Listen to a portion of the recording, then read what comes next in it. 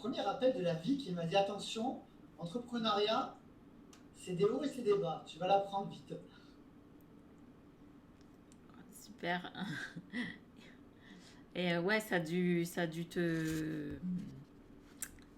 bien te chambouler cette expérience. Ben, c'était pas évident parce que ce qui se passe quand on est entrepreneur, c'est que le reste de la population, les non-entrepreneurs, ont toujours des bonnes raisons de t'expliquer que entreprendre c'est dangereux, qu'il vaut mieux rester salarié avec des sacro-saints CDI. Et du coup, c'était un peu la honte, quoi, tu vois, de dire, ok, vous m'avez tous prévenu que c'était dangereux, je vous ai pas écouté, je me suis planté. Et forcément, j'avais levé des fonds, je m'étais prêté caution personnelle du prêt de mon entreprise, chose à ne jamais faire. Et donc forcément, j'ai mis des années à rembourser. Ça n'a pas été facile. J'ai même dû Mm, repartir salarié pour rembourser tout ça. mm, Mais en tout cas, ça m'a appris des choses. Les leçons ont été chères, mais ça m'a appris des choses. ouais. Et aujourd'hui, cette leçon, elle te sert aujourd'hui dans ta vie Ouais, aujourd'hui, cette leçon, elle me sert dans ma vie d'entrepreneur. C'est que moi, naturellement, je ne suis pas quelqu'un qui adore les papiers, le cadre juridique, le cadre légal, les programmes, les organigrammes et tout ce genre de choses-là. Ben, autant à titre professionnel maintenant, ben, je suis quelqu'un de super organisé où je vérifie systématiquement les textes de loi, que ce soit avant de lancer un nouveau produit, avant de faire un recrutement, ou ce genre de choses-là, quoi. Ok, super. Et tu vas nous partager aussi un haut de ta vie d'entrepreneur. Mais le haut de ma vie d'entrepreneur, ça a été assez récemment où j'ai lancé des formations en ligne. Et du coup, j'ai très vite réussi à scaler. C'est-à-dire que j'ai vraiment pas mis beaucoup de temps pour trouver mon placement. J'ai très vite réussi à scaler. Là où je pensais mettre très longtemps pour atteindre 10 000 € par mois, les fameux 10 000 € par mois que tout le monde se fixe, moi, ça allait super vite. Je l'ai atteint en 2 mois. Et j'ai très vite scalé jusqu'à jusqu'à dépasser les 100 000 €, jusqu'à dépasser les 100 000 € mensuels, à avoir des grosses équipes commerciales dans plusieurs pays. Donc voilà, après on apprend ses erreurs, mais même quand on est encore dans une phase de up, dans la phase de up, on a toujours des downs en fait. Et j'ai changé avec un ami à moi il n'y a pas très longtemps, qui a très bien réussi aussi. Et justement, on avait ce débat-là de se dire que la vie d'entrepreneur, en fait, c'est gérer des merdes. Et que plus tu étais capable de gérer des problèmes, de gérer des downs, plus forcément ton entreprise grandissait, plus tu grandissais avec ton entreprise. Et en fait, ton chiffre d'affaires, ta rémunération, c'est juste la juste contribution de ce que tu es capable de gérer comme down. Ok, c'est intéressant comme point de vue, différent de ce qu'on a l'habitude d'avoir. Ok. Bah, merci pour tes partages inspirants, Laurent. Donc, pour les personnes qui sont là, qui nous écoutent, donc comme tu es expert dans la vente, est-ce que tu peux nous donner, nous apprendre quelques ficelles de tes techniques qui permettraient de vendre moi qui suis pas une pro là-dedans, c'est bah, comment vendre sans technique de manipulation ou de mettre la pression au client. Qu'est-ce que tu proposes, toi, Laurent, pour aider les personnes qui nous écoutent à mieux vendre? Alors déjà, ce qu'il faut bien comprendre, c'est que mettre la pression au client, ça sert absolument à rien. En fait. Et ça, c'est totalement contre-productif. Par rapport à toutes les techniques de vente qu'on peut t'enseigner, moi, on m'en a enseigné plein, j'en ai moi-même enseigné plein dans ma carrière. Tout ce qui est la vente dans laquelle tu vas argumenter, répondre aux objections, déjà, c'est une mauvaise posture de vente. En fait, la plupart des gens considèrent que leur client a un problème. Et ça, c'est déjà un problème en soi. Parce que, en fait, considérer que ton client a un problème, ça veut dire que si les gens n'ont pas de problème, tu n'es pas capable de faire quelque chose. Et c'est obligatoirement te placer d'un point de vue du triangle de Cartman, comme un bourreau, comme un sauveur, et placer tes clients comme des martyrs. La meilleure stratégie pour vendre, en fait, c'est se considérer comme un apporteur de solutions ou comme un guide. Considérer que ces clients n'ont pas de problème, ils ont une situation initiale dans laquelle il arrive des choses qui peuvent être des choses positives ou des choses moins positives, et ils veulent arriver à un état désiré, ils veulent arriver quelque part. Et toi, ton job, en fait, c'est de comprendre cette situation initiale, de réfléchir à la solution et de leur apporter des solutions pour aller vers quelque chose, pour aller vers plus de chiffre d'affaires, plus de fluidité, pour aller vers leur état désiré. Donc déjà, ce premier changement de posture, c'est hyper important. C'est arrêter de considérer que les gens ont un problème. Et je vois énormément de techniques de vente où les gens vont creuser le problème, que ce soit les techniques de closing ou les techniques de vente complexe comme le MEDIC par exemple, où les gens vont aller creuser les peines. En fait, les peines, les problèmes et les douleurs, c'est une simple information en fait. C'est juste, ok, aujourd'hui il se passe ça. C'est une information, c'est un point de départ en fait, c'est pas une finalité, c'est un point de départ. Et le but, ça va être de comprendre l'état émotionnel dans lequel la personne se situe. Et souvent, j'ai des clients, notamment des clients qui font des ventes très complexes en B2B, avec des multiples interlocuteurs qui me disent oui, mais moi, dans mon type de vente, les gens, ils ne dévoilent pas leurs sentiments, ils n'ont pas de sentiments. Moi, les gens m'achètent une usine à 1 million d'euros, les gens m'achètent un logiciel à 10 000 euros par mois, ils n'ont pas d'émotion. Mais en fait, c'est là l'erreur. Chaque personne, elle a une émotion. Tu peux être un chef d'entreprise, acheter une usine ou une chaîne de montage à 1 million d'euros et tu peux te sentir mal parce que tu n'as pas encore réussi à faire ton choix. Tu peux te dire, ok, je culpabilise de ne pas avoir réussi à choisir. Tu peux aussi être super fier d'avoir une usine plus moderne, plus écologique. Donc il y a quand même des émotions, il y a quand même de la fierté, il y a quand même du plaisir, il y a quand même des émotions positives ou des émotions douloureuses. Et en fait, la vente, c'est rien d'autre que comprendre ces émotions-là et réussir à dire à la personne, constate l'émotion que tu ressens et projette-toi avec mon offre ou mon service et analyse les émotions que tu vas ressentir et constate la différence. Et plus la différence est grande et plus les gens achètent. C'est-à-dire que, pour résumer ça en phrase simple, en gros, si tu proposes quelque chose et que ça ne fait pas d'émotion, ça ne génère pas d'émotion, ton client il n'en a rien à faire, il a autant de raisons de le faire, de ne pas le faire. Donc il va choisir le statu quo. Maintenant, si ton client, ça peut lui permettre d'être dans un état plus positif, donc de se sentir serein, se sentir fier, etc., etc., ton client va avancer, il va prendre la décision. Et dans la vente qu'on dit complexe, en fait, c'est pas de la vente complexe, c'est faux, ça n'existe pas la vente complexe. C'est juste de la vente aussi simple que toutes les autres ventes, sauf que d'avoir un interlocuteur, il y a une série d'interlocuteurs. Et là, le talent, ça va être de comprendre que chaque interlocuteur ne sont pas dans le même état émotionnel.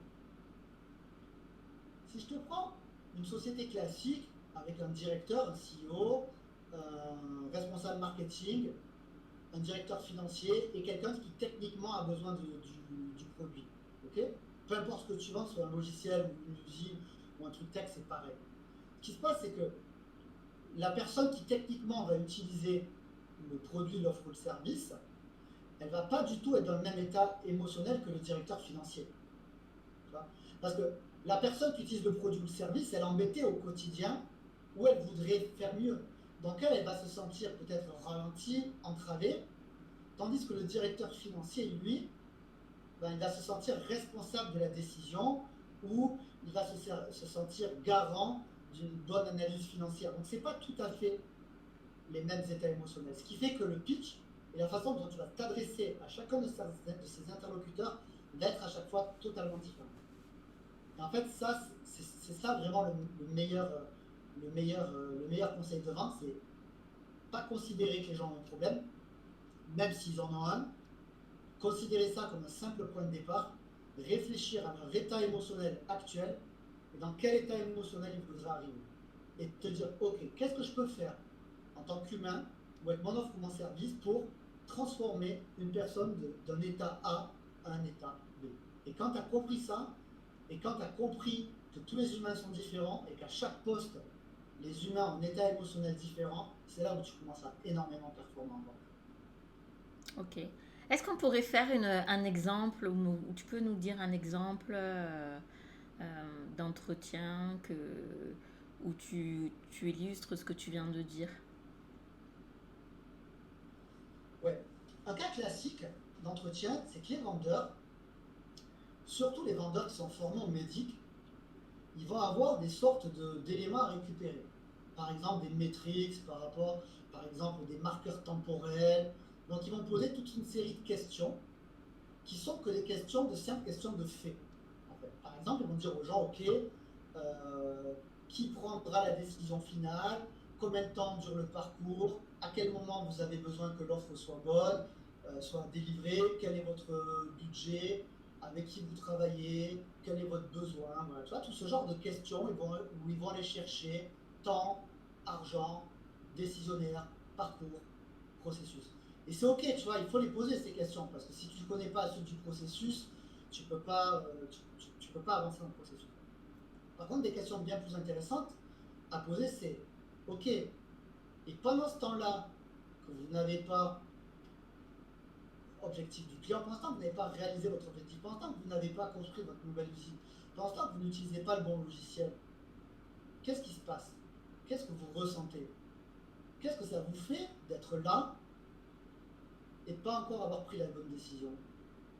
Comment vous vous sentez quand vous devez comparer des offres? Ça vous fait quoi de passer du temps avec des gens comme moi à les écouter pitcher? Et là, en fait, c'est plein de questions comme ça où tu vas aller chercher des sentiments, en fait. Tu vas aller chercher des émotions.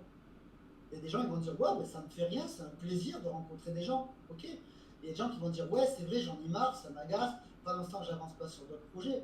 Là, on va aller chercher des émotions. Là, on va aller chercher un état émotionnel. Une autre série d'exemples, c'est que les vendeurs, traditionnellement, après avoir pitché ou présenté leur offre, vont poser des questions du genre, ouais, qu'est-ce que vous en pensez? Et là, la personne, qu'est-ce que vous en pensez? On va la projeter dans un mécanisme de réflexion. Qu'est-ce que vous en pensez? Et là, l'interlocuteur va répondre, je veux réfléchir. C'est un petit peu normal. Tu lui demandes qu'est-ce qu'il en pense, il y réfléchit. Et ça, je le vois énormément en coaching. Sauf que, qu'est-ce que vous en pensez? C'est pas efficace. Ça vous fait quoi? Tu vois. Après avoir pitché, ok, maintenant vous connaissez le parcours, ça vous fait quoi? Ah, ben j'ai une super vision, c'est clair, je suis curieux d'en savoir plus. Là, on va aller chercher, là, on va chercher de la matière. Là, on va chercher de la matière. Et tu as plein de questions extrêmement puissantes que les gens ne posent pas. Les gens vous disent, ouais, je vais réfléchir, je vais calculer mes étapes. Et tu as des questions très très puissantes comme comment vous saurez que vous avez assez réfléchi. Et là, les gens me disent, ah, je le sentirai au fond de moi. Ah, ça sera une évidence. Et là, on va sortir la personne des critères, des simples critères. Je veux un truc qui coûte entre tel prix et tel prix, entre tel temps et tel temps. Quand tu poses la question aux gens, pas de quoi vous avez besoin pour que ma proposition soit validée, quels critères je dois remplir, comment je dois rentrer dans les cases, mais comment au fond de vous, vous allez savoir que vous avez pris la bonne décision. Et c'est ce que j'appelle des questions de variables de vérification. Demandez à son interlocuteur comment il fait pour savoir que la décision est bonne, sur quoi il s'appuie. Là, tu commences à avoir des bonnes décisions. Même si des fois, il se peut qu'il s'appuie sur un critère, hein, ça arrive. Hein, et il peut dire, ouais, moi, je le saurai quand j'aurai trouvé l'offre qui rentre dans mon budget. Ouais. Mais en règle générale, c'est ça. Ça les poser des questions bien plus profondes. Et ça, les gens, surtout en B2B, ils n'osent pas le faire. Parce que il y a une espèce d'image qui est que dans la vente professionnelle en entreprise, on doit être un requin, on ne doit pas montrer ses émotions, on ne doit pas dire ce qu'on pense, etc., etc. Alors que non, pas du tout. L'humain a besoin de savoir comment il interagit avec les autres humains, est-ce qu'il génère de la peur, est-ce qu'il génère de la confiance. Il a besoin de le savoir, l'humain, il a besoin de se sentir connecté aux autres êtres humains, tous les humains, même ceux qui font semblant de ne pas l'être. Cool.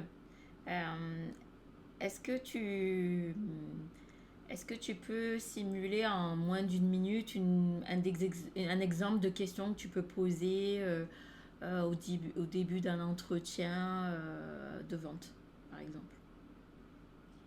Alors ça dépend vraiment de la situation. En règle générale, moi, le début de mes entretiens de vente, je commence toujours par planter un cadre, par expliquer à la personne qu'est-ce que je vais faire pendant l'entretien.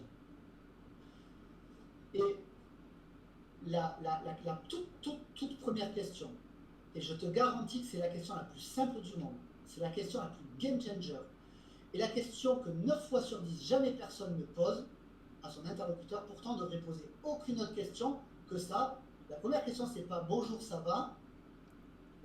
La première question à poser lors de l'entretien, c'est ok, qu'est-ce que vous attendez, monsieur, madame, de cet entretien? Et là, c'est magique. Parce que les gens, ils disent oui, bonjour, ça va, ok. Le cadre, certaines personnes le fixent, ok. Mais maintenant, la toute première, c'est qu'est-ce que vous attendez de cet entretien? Voilà.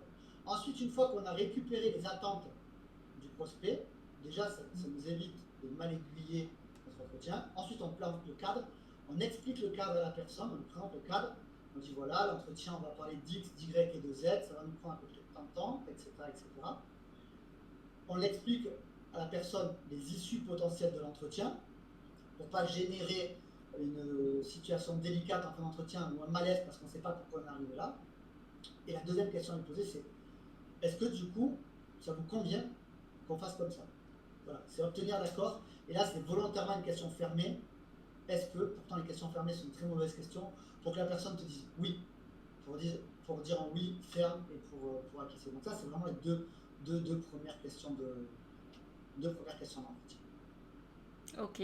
Donc, si j'ai bien compris, lors d'un entretien, quand tu démarres, tu demandes à la personne qu'est-ce que vous attendez de cet entretien, de notre rendez-vous. Et ensuite, lui poser le cadre, lui dire voilà, donc lors de cet entretien, on va voir ensemble si, de quoi vous avez réellement besoin, si je peux répondre à vos attentes. Auquel cas, ben, je vous proposerai quelque chose. Ou si je ne peux pas le faire, je vous redirigerai vers des confrères. Est-ce que ça vous convient Est-ce que ça vous convient obtenir un oui Est-ce que ça vous va si on procède comme cela? Voilà. Alors, si tu es dans un cas où tu fais une vente avec un seul interlocuteur, tout ce que tu as dit, c'est nickel. Et ça va très bien de dire, ok, si je ne peux pas vous apporter de solution et si je ne suis pas la meilleure personne pour vous accompagner dans votre projet, je vous présenterai un confrère. Maintenant, si c'est de la vente complexe, que tu as 4 interlocuteurs à rencontrer, que tu es déjà au troisième, tu ne peux pas lui dire je vais te présenter un confrère parce que par définition, tu es censé le savoir avant. Mais le principe est exactement là. En fait, moi, je fais quelque chose de très simple. Je fais une fusion entre moi, ce que j'attends de l'entretien, et je l'ai défini, et je l'ai clairement défini et écrit et fixé avant de prendre mon téléphone ou avant d'aller au rendez-vous. Et je vais fusionner ce que moi j'attends de l'entretien et les attentes que j'ai recueillies avec ma première question. Et en gros, je vais dire à la personne, ok, dans cet entretien, on va répondre à vos attentes et on va répondre aux miennes. Est-ce que ça vous va? Et généralement, la personne te dit oui. Mais c'est super important. Parce que si la personne, elle ne se sent pas prise en charge, si, par exemple, la personne, je te dis n'importe quoi, elle veut connaître le prix, et que toi, dans ta présentation, c'est pas le moment où tu parles du prix, c'est le moment où tu parles de ton produit ou de tes study case, la personne, elle va passer tout l'entretien, son cerveau va passer tout l'entretien bloqué à ça vaut quel prix, ça vaut quel prix, ça vaut quel prix, ça vaut quel prix, ça vaut quel prix. Elle va être complètement bloquée. Et elle va limite pas t'écouter ou alors à 50%.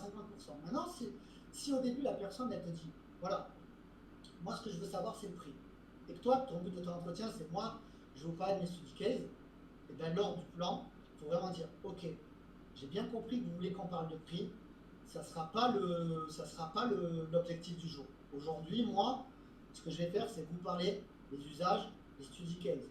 Par contre, ce qu'on peut faire dès maintenant, c'est se fixer un autre entretien où là, je vous parlerai du prix, où je vous présenterai tout. Les Voilà. study case, tu peux nous dire vite fait ce que c'est? C'est des cas d'études. Ok. Par exemple, je sais pas, une sorte d'études de cas ou de cas clients, de comment tu as accompagné quelqu'un pour faire quelque chose d'un peu remarquable, d'un peu similaire. Par exemple, si ton produit, imaginons tu as un logiciel, avant tes clients ils mettaient 5 heures pour faire une tâche, maintenant que le logiciel il met 1 heure, et bien tu as un study case, tu as un cas où tu expliques, tu dis voilà, j'ai formé telle entreprise, ils étaient tant, avant ils mettaient 5 heures, on a passé tant de temps à implémenter le logiciel, maintenant ils mettent plus qu'1 heure, moralité, ils gagnent 1 heure, à un taux moyen de X, productivité gagnée de temps. Voilà, tu sais, c'est une petite étude de cas, quoi.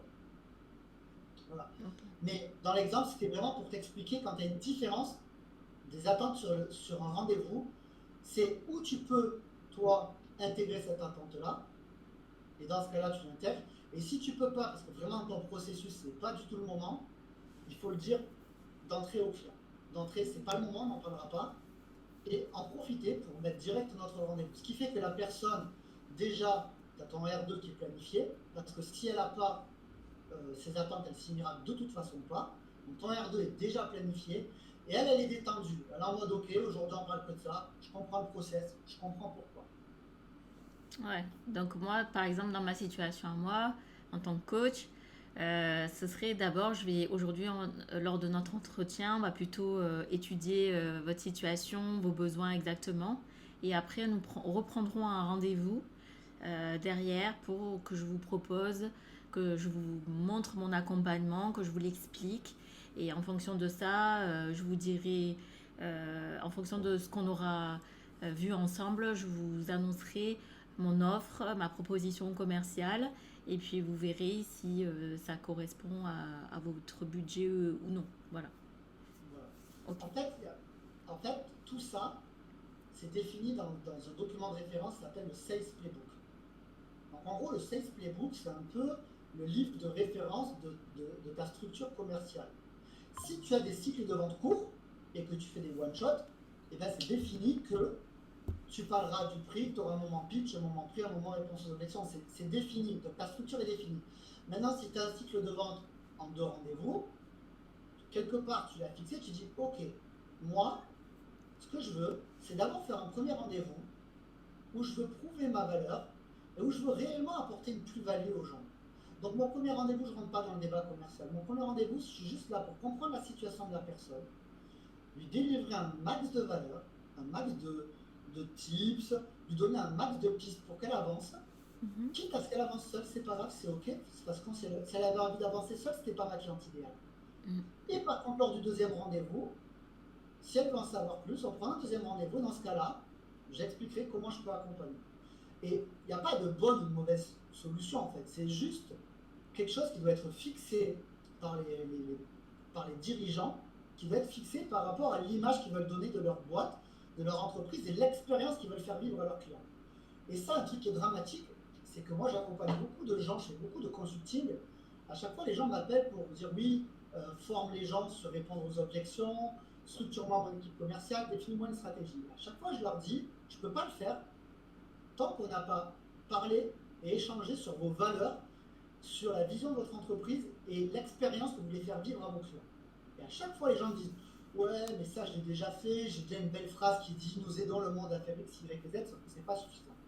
Ce qui est vraiment important, c'est comprendre ce que tu veux transmettre à ton client sur toutes les étapes de ta vente. Que tu en aies une ou 10, c'est pareil. À chaque étape, il y a un objectif, tu veux transmettre quelque chose. Voilà. Et quand tu l'as fixé, bah après, tu n'as plus qu'à l'appliquer. Voilà. Mais en tout cas, l'exemple que tu as donné pour le coaching est très bon. Tu peux faire un premier step full valeur et attendre à la fin de ce premier step que les gens reviennent vers toi comme une évidence. C'est-à-dire que quand c'est ton bon client, quand ça marche bien, quand le client a vu ta valeur, que tu peux être la bonne personne pour le bon accompagnant pour cette personne, à la fin, si tu fais un truc full valeur, la personne d'elle-même, avec le biais cognitif de réciprocité, comme tu as été super sympa, elle va dire ok, maintenant, parle-moi-en, maintenant je voudrais savoir ce que tu fais, j'ai envie de t'écouter moi aussi. Voilà. Et si elle ne te pose pas la question, c'est pas la peine d'aller en merder. Mm. Si elle te dit ah, ok, je vais me démerder tout seul, merci pour les pistes, super, merci, ça fait un promoteur, c'est génial, c'est de la publicité gratuite. Mais c'est pas, surtout dans le coaching, c'est que c'est pas le bon client. Après, c'est un autre débat en B2B, mais dans le coaching, c'est pas bon client. Mm, mm. Ouais, j'ai eu les deux situations. J'ai eu la situation où j'ai délivré effectivement de la valeur Et à la fin, c'est la personne elle-même qui m'a demandé qu'est-ce que je propose, combien, voilà.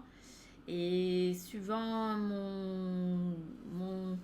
comment je sens les choses, soit je le dis tout de suite, soit je propose si on est short au niveau timing, je vois que la cliente est pressée, je repositionne un autre rendez-vous pour être plus à l'aise, pour tout expliquer dans le détail, etc. Et c'est vrai que c'est hyper agréable quand ça se fait de façon fluide, naturelle. Euh, et ça m'arrivait aussi de donner beaucoup de valeur et puis plus de nouvelles. Et bon, c'est ok aussi. Je me dis, bon, ben, tant mieux, ça veut dire que j'ai fait du bon boulot, qu'elle peut se débrouiller sans moi. Ben, en fait, c'est OK du moment où tu l'as défini. Oui. C'est-à-dire que, en gros, il n'y a pas de bonne ou de mauvaise solution. Mm. Si la société a défini que lors de rendez-vous 1, 2, 3, X, Y ou Z, le but du rendez-vous, c'était d'apporter de la valeur, Oui. et qu'en fin de rendez-vous, si la personne ne nous sollicitait pas, on ne l'amenait pas dans un autre rendez-vous, c'est défini, c'est comme ça, c'est OK. Mm. Ça ne veut pas dire que ça ne va pas être corrigé si c'est pas efficace, mais en tout cas, c'est OK. Là où il y a un problème, c'est que je vois certains vendeurs qui sont en rendez-vous, pas de valeur, ils sont en rendez-vous, ils doivent closer, ils doivent signer le deal, ils sont en rendez-vous de signature de deal et ils se comportent comme des enseignants, comme des profs, ou pire, comme des ingénieurs techniciens. Non, c'est pas le but, tu vois. On a un problème parce que si le but de l'entretien c'est signer, c'est closer, et que tu es là pour apporter de la valeur, pour transformer, ou que tu noies la personne sous des détails techniques, ça ne fonctionnera pas. Mm. En fait, à chaque étape, c'est pour ça que je passe toujours pas mal de temps à structurer les cycles des équipes commerciales. C'est qu'à chaque étape, il y a un objectif. Mm. L'objectif de la discovery, par exemple, la découverte, c'est pas de vendre. Tu vois. Et l'objectif du rendez-vous de close, c'est pas d'améliorer l'offre ou la proposition ou générer encore de la valeur. Non, il y a des moments pour ça, il y a des moments opportuns. Et les vendeurs, les gens qui ont vraiment un profil vendeur à vouloir signer des deals, vont avoir tendance à être trop limités dans leur questionnement, c'est-à-dire ils vont poser 4-5 questions qu'ils ont l'habitude de poser avant de faire une proposition. Par exemple, la caricature, un vendeur de voiture, il va dire: votre projet c'est pour quand? Est-ce que vous avez encore un crédit en cours? Est-ce que vous avez une livraison? Est-ce que vous avez une reprise? Essence ou diesel? Neuve ou occasion? Tu vois, il pose 5 questions fermées à la con. Et à partir de ça, il fait un diagnostic, il dit c'est bon, c'est pas bon, et boum, il part. Donc ça, c'est la caricature du vendeur qui reste enfermé, limité dans les questions qu'il a l'habitude de poser. Maintenant, à l'autre bout du spectre, tu as le coach et thérapeute qui, lui, ou elle, va faire plein d'entretiens, full valeur, full valeur, full valeur, mais va jamais passer en transformation. Et ça, c'est un peu comme la friend zone en séduction. Tu te retrouves friendzoné. Ah, c'est sympa, tu donnes la valeur, on te remercie, ouais. Mais moi, il faut signer le chèque quand même. Donc, là, c'est un autre problème. Et les techniciens ingénieurs, et en ce moment, j'en ai beaucoup, parce qu'en ce moment, je fais beaucoup de logiciels SaaS, cybersécurité, beaucoup de boîtes tech, start-up. C'est que là, les gens, ils noient leur interlocuteur Sur la technique. sous les détails techniques. Mm. Ouais. Voilà. Et ils sont tellement contents, tu vois, ils sont tellement fiers de leur avancée technique qu'ils vont pas donner des détails dont le client en fait s'en moque. 99% des cas. Voilà. Pour les coachs, les thérapeutes, les formateurs, etc., qu'est-ce que tu leur conseillerais pour vendre une fois qu'ils ont délivré full valeur c'est quoi les questions qu'ils devraient poser? En fait, avant de donner de la valeur, en fait, les questions importantes, elles sont encore plus en amont que ça. Mm. En fait, une des premières questions quand tu es coach, que tu sois coach sportif, coach de mindset, peu importe. En fait, la question la plus simple, c'est monsieur le client, enfin monsieur et madame le prospect, qu'est-ce que vous voulez atteindre précisément? Voilà. C'est ça la question. Et après, vous voulez l'atteindre quand? Vous voulez l'atteindre comment? Vous voulez l'atteindre avec qui? Vous voulez l'atteindre par quel moyen? Voilà, toutes ces questions-là pour définir l'objectif de la personne. Pour ceux qui connaissent le framework SMART, vous pouvez utiliser le framework SMART. Ok. Sinon, il y a d'autres frameworks plus sophistiqués, plus impactants que SMART, mais SMART, c'est pas mal. Ouais. Si vous savez pas ce que c'est, vous tapez sur Google Smart et ça vous SMART. SMART, ça vous dira en gros quels sont les thèmes à aborder pour fixer vos objectifs. Voilà. Moi, Ok. j'ai inventé, pour mes élèves très très débutants en vente, j'ai fait un framework qui est plus simple. Comme j'aime bien les voitures, c'est BMW Turbo. T. BMW et le T de Turbo. C'est besoin. Quels sont les besoins? Moyens. Et dans les moyens, il y a les moyens financiers, mais il y a aussi les moyens humains. Euh, Ensuite, le W, le Y, c'est le pourquoi, mais pas le pourquoi de superficie. Par exemple, si je suis coach sportif, c'est pas pourquoi vous voulez perdre du poids pour avoir un six-pack cet été. Ça suffit pas. Ça, quand vous serez là cet été et que vous aurez le six-pack que vous avez toujours voulu, qu'est-ce que vous percevrez? Ah, ben je serai fier, je verrai les gens sourire. Voilà, ça c'est le vrai why. Ça c'est le vrai why. Et le T c'est timing. C'est-à-dire dans combien de temps vous voulez atteindre l'objectif et en investissant combien de temps. Voilà, ça simplifie un peu Smart pour les gens qui sont vraiment débutants. BMW Turbo, besoin moyen Y, temporel, ça marche très bien. Oh, super. Merci pour ce super tips. Et puis en principe, après une fois que tu as fixé ça, ben logiquement la personne, une fois qu'elle s'est sentie comprise dans ses besoins, ça coule de source pour elle si elle a serait le besoin de travailler avec toi, si le feeling est bien passé. C'est ça. Et ça t'évite énormément d'objections. Par exemple, le temps, le T, si la personne elle te dit je vais atteindre XY dans 3 ans, selon ta profession, 3 ans c'est beaucoup trop long. Oui. Il y a des cycles de vente qui durent 3 ans, donc là tu dis ah ok, si mon cycle de vente c'est 3 ans habituel et la personne me dit 3 ans, je suis bien. Maintenant, si ton cycle de vente habituel c'est 6 mois, la personne elle le veut dans 3 ans, déjà, avant même de te lancer dans autre chose, tu sais déjà qu'il y a une discongruence. Ouais, ça colle pas. Voilà. Si tu es coach sportif, on est au mois d'avril, si quelqu'un te dit je veux perdre 5 kilos, ok, vous voulez les perdre quand? Je veux les perdre pour Noël. Est-ce que c'est pas un peu long d'attendre aussi longtemps d'attendre 8 mois pour perdre 5 kilos? Pourquoi? Qu'est-ce qui se passe?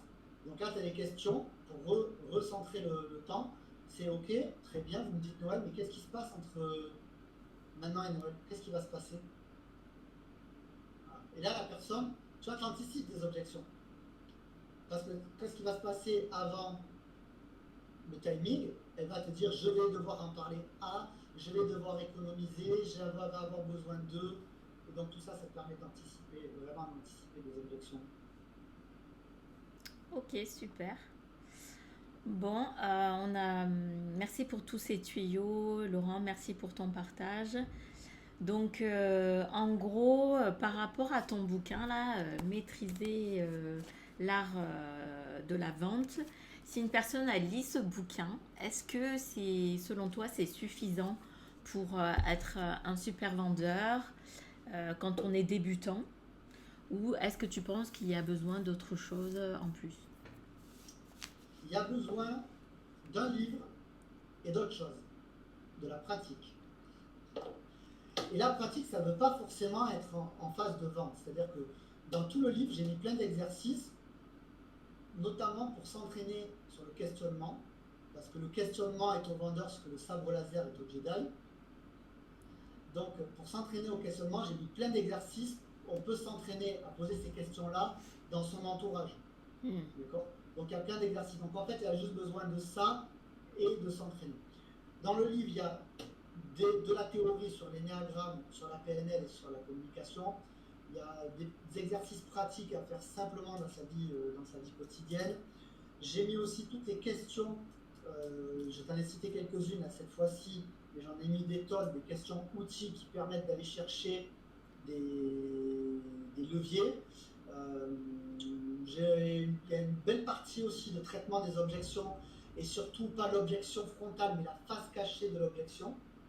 C'est-à-dire pas s'arrêter à ce qu'est-ce qu'on me dit, mais en général, à quoi est due cette objection et comment aller le chercher. Et à la fin, j'ai conclu avec une trame de vente euh, qui est vraiment hyper efficace, qui est basée sur le niveau logique de Diels et qui a vraiment la spécificité d'aller chercher les niveaux enfouis des gens, notamment des niveaux identitaires, c'est-à-dire quelle vision ils ont d'eux, de leur entreprise, de leur boîte, comment ils font pour prendre leurs décisions, quels sont leurs comportements, et il y a aussi une stratégie de changement des systèmes de croyance. Donc, avec ça, on a tout ce qu'il faut pour générer des ventes rapidement. Super, génial. Et je sais que tu accompagnes aussi, pas que les personnes, enfin, pour les personnes comme moi qui sont solopreneurs, ce livre peut être suffisant, plus l'entraînement, comme tu dis. Mais je sais que tu accompagnes aussi, tu formes des équipes dans des grosses boîtes. Est-ce que tu peux nous en parler rapidement de ce que tu proposes pour des grosses structures? Alors, en règle générale, j'accompagne des structures qui veulent devenir grandes, majoritairement. J'ai un ou deux clients qui ont vraiment des grosses boîtes de plus de 250 salariés, mais j'ai majoritairement des clients en phase de croissance, en phase de scale. Donc, ça peut être ou des personnes qui sont en train de construire leur équipe commerciale, c'est-à-dire où les fondateurs réalisent eux-mêmes les appels de vente et la vente, et du coup, ils veulent progresser en vente ou le déléguer, construire construire une équipe commerciale, ou des personnes qui ont déjà quelques maillons de la chaîne commerciale et qui veulent augmenter leur efficacité. Donc j'ai vraiment cette typologie de clients qui a vraiment le souhait de progresser. En gros, je commence toujours par faire un travail avec les dirigeants pour travailler sur leurs valeurs, leur vision, travailler avec eux sur leurs objectifs. Ensuite, je fais un travail de structuration où ce dont on a parlé aujourd'hui, c'est-à-dire définir le nombre de rendez-vous, définir le discours, définir le nombre de ressources envoyées, tout ça, c'est défini, c'est structuré. Je les aide à rédiger des trames de vente. Je fais que des trames sur mesure, je ne récupère pas des trames de closing américaines vu qu'elles ne sont pas adaptées au marché français. Je fais des trames sur mesure. Et puis, je fais la création de sales playbook où je mets tous les documents pour les vendeurs. Je fais des automatisations d'onboarding, ce qu'on appelle du ramp up. Donc, c'est des sortes de formations pour les nouveaux maillons commerciaux pour augmenter leur autonomie au poste, du recrutement d'équipes commerciales, du head of sales jusqu'au SDR, donc SDR, BDR, sales manager, account exécutif, team leader, sales manager, enfin, tous les maillons d'une chaîne de vente et voilà, de la formation intra-entreprise grosso modo. Je fais que des accompagnements à la carte. Voilà, j'ai pas de formule toute prête. C'est vraiment un échange avec mes clients par rapport à leurs projets, leurs attentes. Mais grosso modo, voilà, c'est d'abord comprendre, ensuite faire une photo à l'instant T de leur équipe, puis les former, les faire monter en compétence. Oh, super. Donc pour les dirigeants qui veulent, comme tu dis, scaler, c'est-à-dire augmenter leur chiffre d'affaires, on a parlé tout à l'heure, toi et moi, tu ferais une remise aux personnes qui auront vu ce webinaire. Enfin, cette interview avec toi. Est-ce que tu peux nous en dire un peu plus?